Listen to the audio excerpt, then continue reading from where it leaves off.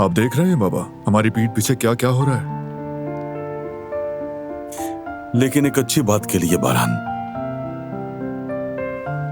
तो तारीख तय की तुम लोगों ने? किस चीज की तारीख बारहान? जाहिर है शादी की,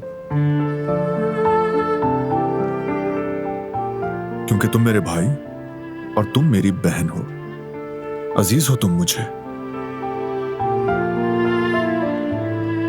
अगर निकाह पहले से हो भी चुका है तो तकरीब के बगैर यह काम मुकम्मल नहीं होगा। फौरन तारीख तय करते हैं। हाँ बिल्कुल। बल्कि आज रात खाने पर सब तफसील से बात करेंगे। दादी जान और चाचा जान को भी बता देना। तो फिर तैयारी शुरू करनी होगी। चलो गुल, जल्दी शुरू करते हैं। गुल कर लेगी, तुम रुको, तुमसे बात करनी है मुझे। तो फिर हमें इजाजत दो बेटा। अल्लाह आसानी करे।